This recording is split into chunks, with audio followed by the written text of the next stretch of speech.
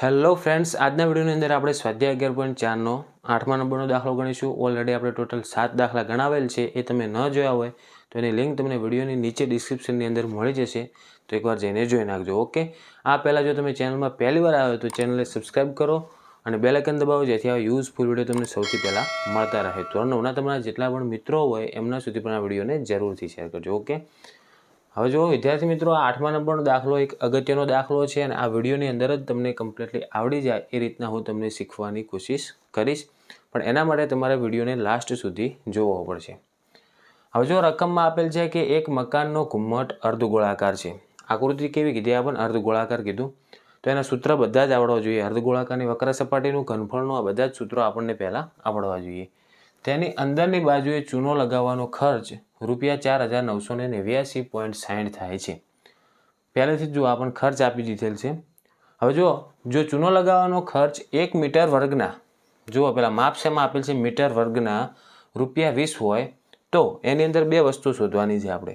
પહેલા નંબરમાં છે કે ઘુમ્મટની અંદરની વક્ર સપાટીનું ક્ષેત્રફળ, અને બીજા નંબરની અંદર છે ઘુમ્મટની અંદર રહેલી હવાનું ઘનફળ શોધો. હવે જુઓ, પહેલાં તો આપણે વક્ર સપાટીનું ક્ષેત્રફળ શોધવું પડશે અને પછી જ આપણે ઘનફળ શોધવાનું રહેશે. હવે તમને જુઓ, ક્યાંય રકમની અંદર ત્રિજ્યા આપેલ નથી અને બંને સૂત્રોમાં વક્ર સપાટીના ક્ષેત્રફળમાં અને ઘનફળમાં બંનેમાં ત્રિજ્યાની જરૂર પડશે જ. તો પહેલાં આપણે વક્ર સપાટીનું ક્ષેત્રફળ શોધવું પડશે. એ પણ ત્રિજ્યા વગર કઈ રીતનું શોધશું? તો જુઓ, તમને ખર્ચ આપેલ છે કેટલો? ટોટલ 4989.60. આખો અંદરની બાજુ ચૂનો લગાવવાનો ખર્ચ કેટલો આપેલ છે? 4989.60. અને એનો ભાવ જુઓ તમને મીટર વર્ગમાં આપેલ છે. જો મીટરનો ઘન હોય તો એ ઘનફળનો ભાવ કહેવાય, પણ મીટરનો વર્ગ છે મતલબ વક્ર સપાટીના ક્ષેત્રફળનો ભાવ આપેલ છે. એટલું તો ક્લિયર થઈ ગયું. તો હવે આપણે શોધવાનું એના ઉપરથી જ શોધવું પડશે કે ₹20 બરાબર 1 મીટર વર્ગ થાય. શું? એનો ખર્ચ. તો આપણને પહેલેથી જુઓ ખર્ચ આપેલ છે. કેટલો આપેલ છે? 4989.60. તો આપણે રકમ લખીશું કે ₹4989.60 ખર્ચ કેટલા મીટર સ્ક્વેરમાં થાય. તો એ કેટલા મીટર સ્ક્વેર એ શું મળશે આપણને? વક્ર સપાટીનું ક્ષેત્રફળ. તો હવે આ બંનેનું શું થશે? ચોકડી ગુણાકાર. આ કઈ રીતનું લખવાનું જુઓ, જો તમે પહેલાં રૂપિયા લીધા હોય તો એની નીચે રૂપિયાની જ કિંમત લખવી પડે, અને જો પહેલાં તમે મીટર વર્ગ મતલબ ક્ષેત્રફળનું માપ લખ્યું હોય તો એના નીચે આપણે ક્ષેત્રફળનું જ માપ લખવું પડે. તમે જો આ રીતનું લખ્યું હોત કે 1 મીટર વર્ગના ₹20, તો કેટલા મીટર વર્ગના? ₹4989. એ રીતનું લખાય. ઓકે, તો જુઓ 4989.60 ને આપણે પહેલાં ઉપર 1 વડે ગુણવાના અને નીચે 20 વડે ભાગવાના, કારણ કે આ ઉપર જશે ને નીચે આવશે. તો ડાયરેક્ટ લખી નાખો 4989.60 ભાગ્યા 20. હવે જો તમારે આ પોઈન્ટ કાઢવો હોય તો ફક્ત આ 20ની જોડે શું લખવાના? બે સંખ્યા પછી પોઈન્ટ હતો એટલે 100 લખવાના, અને 100 અને 20 વચ્ચે શું થઈ જશે? ગુણાકાર. ક્લિયર? હવે જુઓ 0 0 ઉડી ગયા અને ઉપરની સંખ્યા બેકી સંખ્યા છે, મતલબ 2 વડે ભાગી શકાય. એ જે જવાબ આવશે એને આપણે 100 વડે એટલે કે બે સંખ્યા પછી પોઈન્ટ મૂકી દઈશું. તો જુઓ 2 વડે ભાગો પહેલાં, તો 2 દુ 4 થાય, 9 છે એટલે 2 ચોક 8 થશે, 1 વધશે ને 8 આવશે, 2 નવા 18 થશે, 2 ચોક 8 અને 2 8 16. તો 2 વડે ભાગ્યા તો જવાબ શું આવ્યો? 24,948. તો 24,948 ભાગ્યા હજી કેટલા હતા નીચે? 100. તો ભાગ્યા 100. હવે 2 શૂન્ય છે તો 2 અંક પછી આવશે આપણે પોઈન્ટ, મતલબ આટલે આવશે પોઈન્ટ. તો જવાબ લખીશું 249.48 મીટરનો વર્ગ. આ શું થઈ ગયું? ઘુમ્મટની અંદરની વક્ર સપાટીનું ક્ષેત્રફળ. તમને એમ કે આ ક્ષેત્રફળ ઉપરથી હવે આપણે ત્રિજ્યા કઈ રીતના મેળવશું? તો જુઓ, બીજા દાખલાની અંદર આપણે શું શોધવાનું છે? ઘુમ્મટની અંદર રહેલી હવાનું ઘનફળ શોધો. તો આના ઉપરથી પહેલાં આપણને એકદમની ત્રિજ્યા મળી જશે, કારણ કે આનું સૂત્ર શું થાય તમે વિચારો કે અંદરની વક્ર સપાટીનું ક્ષેત્રફળ, અને એ પણ કેવું? અર્ધ ગોળાકાર. આખું ગોળાકાર હોત તો 4πr², પણ અર્ધ ગોળાકાર છે એટલે શું લખાશે આપણે? 2πr². એના બરાબર કેટલા થશે? 249.48. તો 2 એમના એમ રાખો, ગુણ્યા પાઈની કિંમત 22 સપ્તમાંશ, ગુણ્યા આરનો વર્ગ પણ એમના એમ રાખો, બરાબર આનો પોઈન્ટ કાઢી નાખો. 249 હતા, એનો પોઈન્ટ કાઢો, પાછળ 48 લખો, ભાગ્યા નીચે કેટલા આવશે 2 અંક પછી 0 એટલે 100. ક્લિયર? હવે આપણે આગળ જેમ શોધ્યા તેમ આરની કિંમત શોધવાની છે.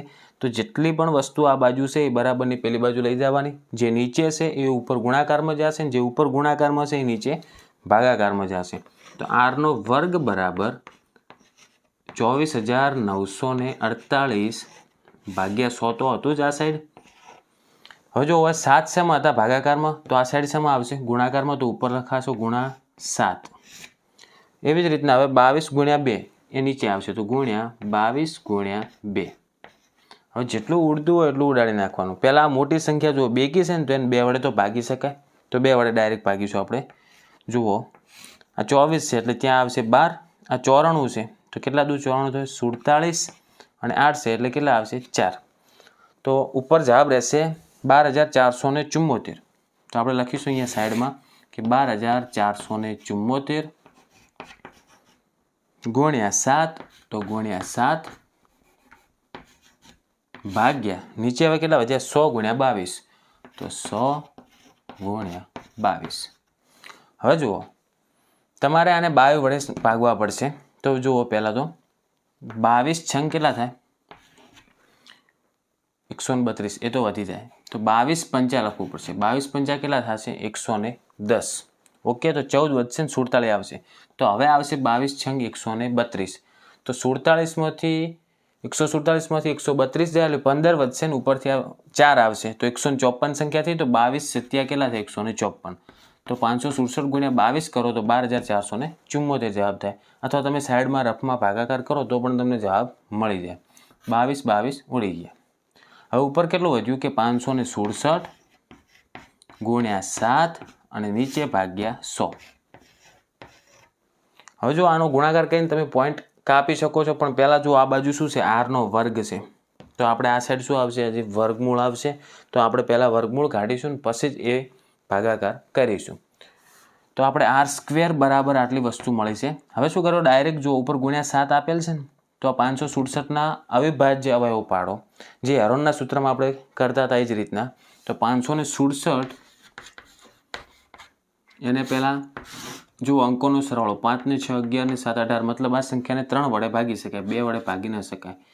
3 એકા 3, 3 અઠા 24 અને 3 નવા 27. ફરી 3 વડે ભાગ ચાલશે. 3 છંગ 18, 3 તરી 9. ફરી 3 વડે ભાગ ચાલશે 21. ફરી 3 વડે ભાગ ચાલશે 7. અને ડાયરેક્ટ હવે કેટલા વડે ભાગ ચાલશે? 7 વડે. ક્લિયર? તો હવે 567ની જગ્યાએ આપણે આ અવિભાજ્ય એના અવયવો લખી શકીએ. તો r² બરાબર 567ના અવયવ કયા કયા? 3 કેટલી વખત છે? 1 2 3 ને 4 વખત. તો 3 ગુણ્યા 3 ગુણ્યા 3 ગુણ્યા 3 ગુણ્યા છેલ્લે કેટલા છે? 7. અને જો ઉપર ઓલરેડી 7 તો હતા જ, તો ગુણ્યા 7 ભાગ્યા 100 ને હવે તમે કઈ રીતના લખી શકો? આ રીતના લખી શકો 10 ગુણ્યા 10. ક્લિયર? હવે જુઓ જ્યારે કોઈ બી સંખ્યાનું વર્ગમૂળ કાઢવું હોય તો યાદ રાખવાનું કે જે સંખ્યા વર્ગમૂળની અંદર ડબલ વાર હોય, મતલબ કે 3 ગુણ્યા 3 હોય, તો એનું વર્ગમૂળ ફક્ત 3 જ નીકળશે. કારણ કે જો વર્ગમૂળની અંદર તમે 3 ગુણ્યા 3 કરશો તો જો વર્ગમૂળની અંદર તમે 3 3નો ગુણાકાર કરો કે 3 તરી કેટલા થાય? 9 થાય. વર્ગમૂળમાં 9. તો હવે જુઓ 9 કોનો વર્ગ થાય? 3નો વર્ગ. તો 9નું વર્ગમૂળ કેટલું થઈ જાય? 3. તો તમારે આટલી પ્રોસેસ કરવાની રહે. અને ડાયરેક્ટ શોર્ટમાં કરવાનું. જે સંખ્યા વર્ગમૂળની અંદર ડબલ વાર હોય એને એક જ વખત ડાયરેક્ટ બાર લખી નાખવાના. ઓકે. હવે આપણે લખીશું કે r બરાબર, જુઓ આ વર્ગ છે એ આ બાજુથી દૂર થશે, બરાબરની પેલી બાજુ જાય એટલે શું થશે? વર્ગમૂળમાં. વર્ગમૂળમાં આ બધી જ સંખ્યા તમારે ગણી નાખવાની. આ જુઓ કઈ સંખ્યા છે લખી નાખો. 3 ગુણ્યા 3 ગુણ્યા 3 ગુણ્યા 3 ગુણ્યા 7 ગુણ્યા 7 અને નીચે છેદમાં 10 ગુણ્યા 10. તો મેં તમને સમજાવી એ રીતના જુઓ આ 3 3 કેટલી વાર થાય? ડબલ વખત. તો એક વખત આપણે લખીશું 3. આ 3 કેટલી વખત થયા? ડબલ વાર. તો ગુણાકારમાં જ આવશે કારણ કે અંદર ગુણાકારમાં હતા. તો ગુણ્યા 12 કેટલા નીકળશે? 3. જે ડબલ વખત સંખ્યા હોય એને ફક્ત એક વખત વર્ગમૂળની બહાર લખવાના. આ પણ ડબલ હતા એટલે એક વખત વર્ગમૂળની બહાર આવ્યા. એવી જ રીતના હવે 7 પણ ડબલ થયા તો ગુણ્યા 7 ભાગ્યા 10 પણ કેટલા છે? ડબલ. તો એક જ વખત નીચે 10 આવશે. તો આ મળી ગયા આપણને આરની કિંમત. હવે ડાયરેક્ટ ગુણાકાર કરો અને 10 વડે ભાગી નાખો. 3 તરી 9 અને 9 સિત્યા 63. તો r બરાબર 63 ભાગ્યા 10. એક જીરો છે મતલબ એક સંખ્યા પછી આવશે પોઈન્ટ, તો આર બરાબર 6.3. માપ શેમાં છે જુઓ, સેમીમાં છે કે મીટરમાં? મીટરમાં, તો 6.3 મીટર. ઓકે, આ શું મળ્યું આપણને? ફક્ત હજી ત્રિજ્યા જ મળી છે. પહેલાં જુઓ આપણે વક્ર સપાટીનું ક્ષેત્રફળ મેળવ્યું, એના પરથી આપણે હવે શું મળ્યું? ત્રિજ્યા. અને હવે બીજા દાખલાની અંદર જુઓ, ઘુમ્મટની અંદર રહેલી હવાનું ઘનફળ શોધો. તો હવે આપણે શોધીશું ઘનફળ. હવે જો મિત્રો બીજા દાખલામાં આપણે શોધવાનું છે ઘુમ્મટની અંદર રહેલી હવાનું ઘનફળ. તો ઘુમ્મટ કેવું હતું? પહેલાં તો અર્ધગોળાકાર, તો અર્ધગોળનું ઘનફળ બરાબર, અથવા તમે લખી શકો અર્ધગોળ ઘુમ્મટનું ઘનફળ બરાબર 2/3 પાઈ આરનો ઘન થશે. રેડી? બરાબર 2/3 ગુણ્યા પાઈની કિંમત લખાશે 22/7 ગુણ્યા આરનો ઘન મતલબ 6.3નો ઘન કરવાનો. હવે એનો પોઈન્ટ કાઢશો એટલે 63/10 આવશે. હવે આનો ઘન છે મતલબ આની આ સંખ્યા 3 વખત ગુણ્યા 63/10 ગુણ્યા 63/10. આટલા સુધી ક્લિયર? હવે જુઓ, જેટલું ઉડતું હોય એટલું આપણે ઉડાડી નાખવાનું. પછી શું કરવાનું? ઉપરની સંખ્યાનો ગુણાકાર, નીચેની સંખ્યાનો ગુણાકાર ને છેલ્લે ભાગાકાર કરી નાખવાનો. તો જુઓ 7 × 9 = 63 ઉડે જ, 3 તરી 9. હવે નીચે જો 10 × 10 × 10 એટલે મતલબ 1000 થશે. એકની પાછળ 3 શૂન્ય. તો આપણે ઉપરની સંખ્યાનો ગુણાકાર કરી અને છેલ્લે આપણે એનો પોઈન્ટ કાપી નાખવાનો. આ સિમ્પલ પડશે તમને. તો હવે જો ઉપર સંખ્યા કઈ કઈ વધી? એક તો 22 × 2 એટલે 22 × 2 = 44 લખો, ગુણ્યા એક 3 વધ્યા તો ગુણ્યા 3 કરી નાખો પહેલાં. 4 તરી 12, 1 12 ને 1 13, 132. હવે એને 63 વડે ગુણવાના આપણે, તો ગુણ્યા 63 કરો. તો જુઓ બે સંખ્યા છે એટલે એક 0 આવશે પહેલાં.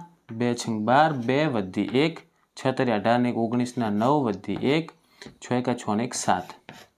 હવે જુઓ 2 તરી 6, 3 તરી 9 અને 1 તરી 3, 3 ના 3. રેડી?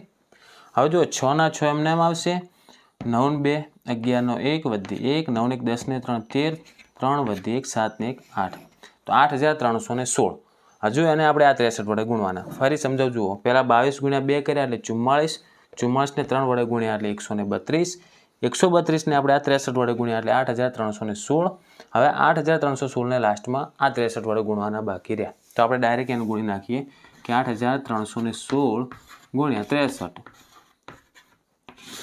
બે અંક છે મતલબ પહેલાં આવશે એક 0, 6 × 6 એટલે 36 અને 6 વધી 3 આવશે, 6 × 6 ને 3 9, 6 તરી 18 નો 8 વધી 1, 6 × 8 48 અને 1 49, 6 તરી 18 નો 8 આવશે વધી 1, 3 × 3 ને 1 4, 3 તરી 9 અને 3 × 8 24. તો બગડ 24. રેડી?